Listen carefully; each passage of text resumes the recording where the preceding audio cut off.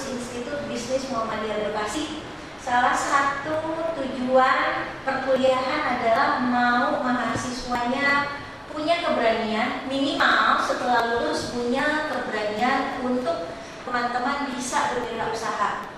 Jadi kelas ini agak berbeda dengan kelas-kelas yang lain. Kenapa berbeda? Karena memang di sini ya di kelas kita akan belajar pertama teorinya sedikit banget ya. Kedua kita akan belajar dari orang lain, mengunjungi usaha orang lain yang sudah berjalan. Yang ketiga, teman-teman akan mencoba merancang bisnis sendiri, usaha sendiri yang beneran real ada di akhir semester ini. Ini pertemuan pertama kita, jadi di awal kita akan membahas apa sih yang akan kita kerjakan hingga di semester nanti. Jadi di akhir semester teman-teman udah punya usaha sendiri, beneran bisnis sendiri, entah itu bikin produk yang sudah jadi, ya, yang bisa dijual, atau teman-teman bisa menjadi reseller, ngambil di tempat lain. Gitu. Kalau kita melihat zaman sekarang banyak sekali bertebaran para UMKM, ya UMKM semuanya, bahkan artis-artis punya bisnis, ya bahkan lagi booming UMKM, semuanya bergerak ke arah UMKM. Saya kira teman-teman ada yang tahu nggak sih kenapa kita berwirausaha atau kenapa kita melakukan usaha, membuka usaha? Untuk apa? Berwirausaha itu untuk meningkatkan taraf hidup bermasyarakat melalui kegiatan pengadaan, mendistribusikan, dan memasarkan aneka jenis produk, barang, dan jasa yang bertumbuh pada kemampuan mengembangkan inovasi dan kreativitas. Inti kenapa sih kita harus berwirausaha? Ya itu meningkatkan taraf hidup bermasyarakat. Jadi selain meningkatkan taraf hidup masyarakat, kita harusnya meningkatkan taraf hidup kita dulu. Jadi yang namanya wirausaha adalah kita membuat, mengadakan, mendistribusikan, memasarkan barang dan jasa. Visinya apa? Ya kita harus menghasilkan produk, harus ada karya ciptanya, gitu ya. Sekarang pertanyaannya, gimana kalau reseller? Reseller bisa disebut wirausaha juga nggak? Ya, iya, disebut wirausaha meskipun skupnya berbeda. Jadi reseller, wirausaha dengan menjual. Nah, makanya beda antara reseller yang membeli produknya MS Glow untuk dijual kembali ke orang-orang, itu disebut reseller, ya. Jadi kita jangan bergerak langsung ke arah produsen, tapi untuk latihan sebagai reseller dulu boleh. Jadi di tugas akhir semester ini teman-teman boleh memilih usahanya sebagai reseller. Reseller apapun produk atau jasa yang teman-teman senang. Bagaimana cara kita bisa yakin usaha kita akan sukses? Bagaimana cara kita yakin agar usaha kita sukses? Kira-kira ada yang bisa bantu jawab nggak, Mas Taufik? Ada pandangan kali? Pertama, kita memiliki niat yang benar teguh dalam menjalankan usaha tersebut. Yang kedua, terus berinovasi. Inovasi dalam usahanya, jadi tidak hanya satu produk saja yang diteruskan dalam menjalankan, tapi ada produk-produk lainnya atau modifikasi dari produk tersebut menjadi menarik di mata konsumen. Jadi usaha kita akan bergerak terus dan akan dapat bersaing di dunia usaha. Oke, baik. Kita harus ada niat dari kita sendiri. Setelah itu, setelah niat itu pasti kita juga sebelum jadi reseller kayak pengen buka usaha nih. Jadi kan kita membutuhkan dana tuh. Jadi kita kayak mengumpulkan dana lebih dahulu. Setelah itu membuat usaha itu sendiri. Oke. Gimana usaha supaya sukses? Pertama, bukannya modal. Modal bukan yang utama, tapi benar kata Mas Taufik, niat. Nawaitunya. Kalau niat kita udah benar, insya Allah jalan ke sananya lancar. Meskipun ada hambatan, pasti ada. Pertama niat usaha untuk apa? Tadi satu, untuk membantu perekonomian keluarga kita, untuk bisa mandiri, punya uang sendiri. Yang kedua, kalau usahanya sudah besar, bisa buka lapangan pekerjaan. Ya, Jadi pertama niat, kedua inovatif, tadi seperti Mbak siapa? Nazila dia harus inovatif, berpikir kreatif, gitu kan, tahu peluang dan sebagainya, ya, supaya karya atau produk kita bermanfaat. Jangan sampai kita jualan barang yang orang nggak tahu manfaatnya. Nah itu nanti kita akan pelajari juga di mata kuliah manajemen pemasaran.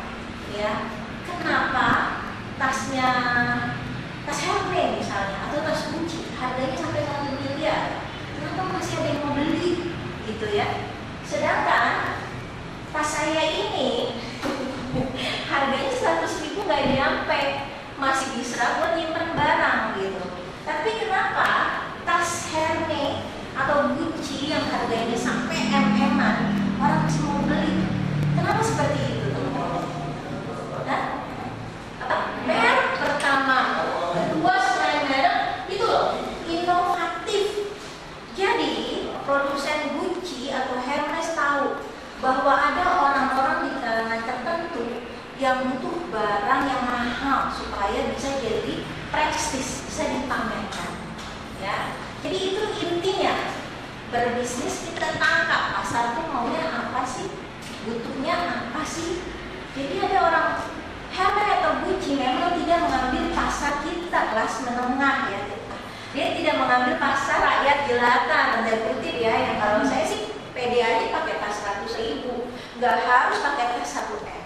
Tapi ada orang-orang tertentu yang dididik sama Gucci dan Hermes itu dia pakai tas 1M. Jadi dia memang pasarnya ke sana. Gitu. Saya mungkin akan buat jilbab yang pasarnya mahasiswa, nggak usah jutaan tapi cantik dipakai, ya. Gamisnya bagus, misalnya kerudungnya bagus, tapi harganya kan terpatok mahasiswa. Jadi nggak perlu siapa tuh yang brand mahal-mahal apa?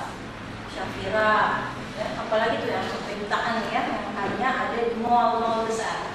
Gitu ya teman-teman ya. Oke, sebelum kita lanjut pertanyaan selanjutnya, ada yang mau bertanya? Ya silahkan. Balik-balik, lama aja. Mukanya sama semua nih kalau ada masker. Tapi gimana kan? Apa tanda kalau saya bisa sukses sebagai pengusaha? Tanda Mbak bisa sukses sebagai pengusaha. Oke, ada yang bisa bantu jawab? Kira-kira? Mas Mumtaz?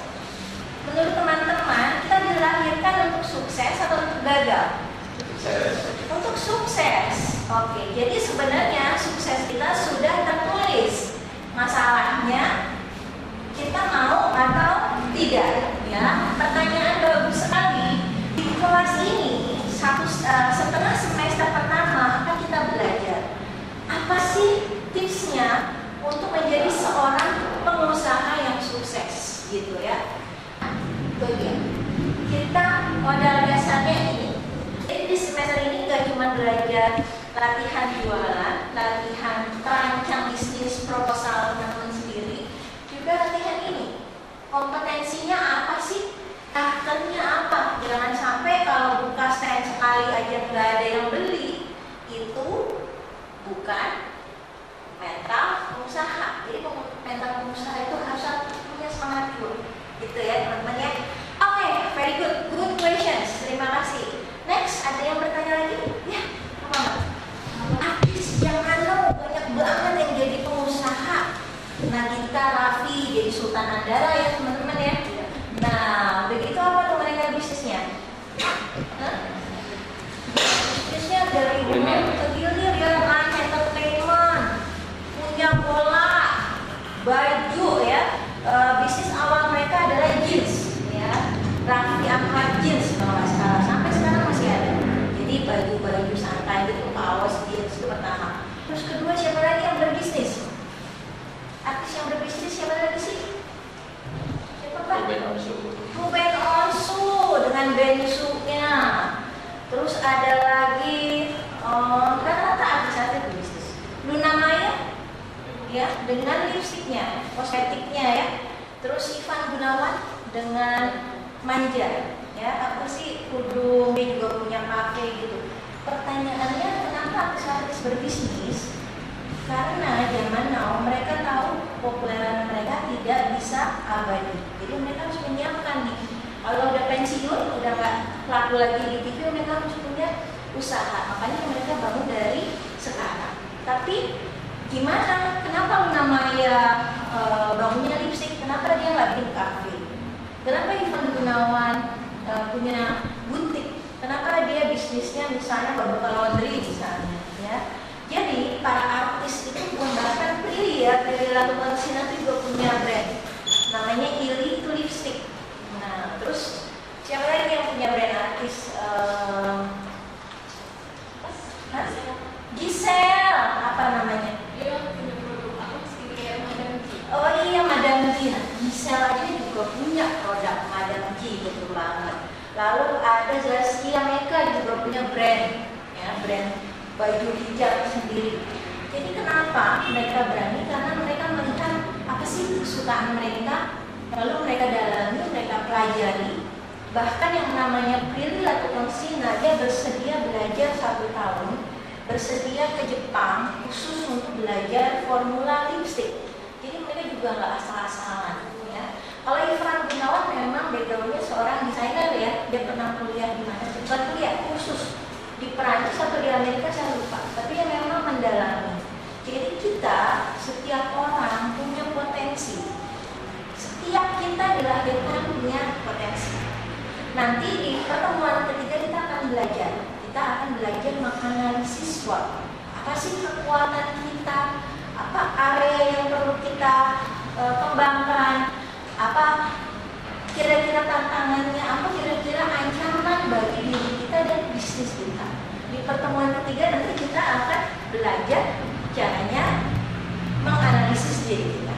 Dan itu pasti sudah dilakukan sama semua artis-artis. Ya. Tapi yang kita lihat dari sini adalah semua orang bisa berbisnis. Semua orang bisa punya usaha asal dia tahu kekuatan dia, asal dia tahu hobinya dia. Gitu ya teman-teman ya. Oke, saya akan bagikan habis ini tugas kelompok, dikerjakan kelompok, lalu nanti dipresentasikan di depan kelas ya setelah saya beri waktu untuk kerja kelompok.